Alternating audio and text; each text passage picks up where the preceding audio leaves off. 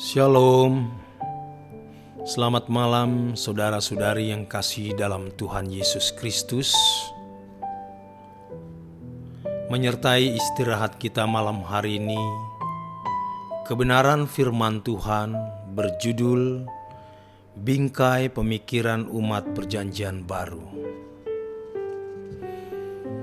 Pusat pusaran kebenaran atau epicentrum kebenaran adalah Perjanjian Baru. Semua yang diajarkan dalam Alkitab mengarah kepada apa yang diajarkan oleh Tuhan Yesus dan mengarah kepada pribadinya. Oleh sebab itu, kalau kita menyoroti kehidupan tokoh-tokoh Alkitab, harus dirujuk pada jiwa atau spirit Perjanjian Baru dan pribadi Yesus sendiri. Dalam hal ini, umat Perjanjian Baru harus berpikir dengan alam Perjanjian Baru dan berpikir serta berperasaan seperti yang terdapat pada Yesus. Banyak pembicara mengutip ayat-ayat dalam Perjanjian Lama atau kisah-kisah dalam Perjanjian Lama yang memuat pelajaran-pelajaran rohani untuk dikenakan bagi umat Perjanjian Baru. Hal ini bisa membangun bangunan pikiran yang salah. Sebab standar hidup umat Perjanjian Baru adalah Yesus, bukan siapapun. Hal ini bukan berarti kita membuang Perjanjian Lama, melainkan kita harus memahaminya dalam bingkai pemikiran umat Perjanjian Baru. Oleh sebab itu, kalau kita mengambil ayat-ayat Perjanjian Lama atau kisah-kisahnya, harus dikaitkan dengan Perjanjian Baru dan khususnya pribadi Yesus sebagai rujukannya.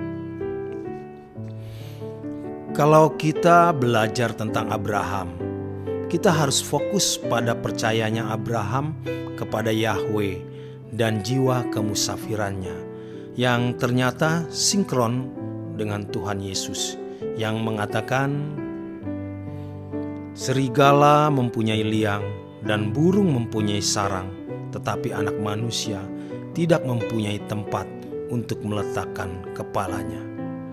Matius 8 ayat 20. Dalam hal ini, hendaknya kita tidak menganggap penting kekayaan materi Abraham. Yesus tidak pernah menyinggung berkat Abraham yang dikaitkan dengan materi. Sejatinya berkat Abraham adalah Yesus Kristus, yaitu keselamatan bagi semua bangsa. Kejadian pasal 12. Banyak pembicara hari ini yang sering menyinggung mengenai berkat Abraham yang fokusnya adalah kelimpahan materi. Dikesankan secara terang-terangan ataupun terselubung bahwa orang percaya atau umat Perjanjian Baru berhak memiliki berkat-berkat seperti yang dimiliki oleh Abraham. Hal ini akan menggiring fokus pemikiran orang Kristen kepada berkat jasmani, sehingga banyak orang Kristen menjadi duniawi. Kalau kita berbicara tentang Ishak, kita melihat kerelaan Ishak untuk dikorbankan tanpa memberontak.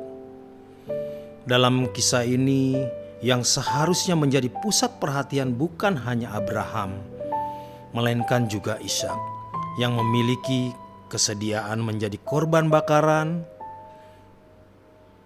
Kita menemukan dua sosok hebat. Pertama,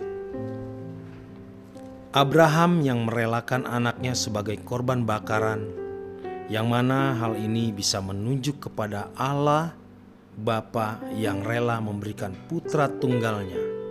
Kemudian yang kedua, sosok Ishak yang rela memberikan dirinya sebagai korban bakaran. Ishak menjadi gambaran anak tunggal Bapa.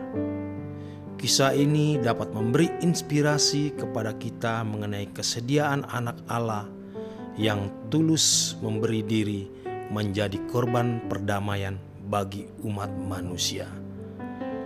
Dengan hal ini kita dapat meneladani hidupnya. Berbicara tentang Daud, kita melihat kasihnya yang begitu kuat dan mendalam kepada Allah. Ia memiliki hati yang berkenan di hadapan Allah.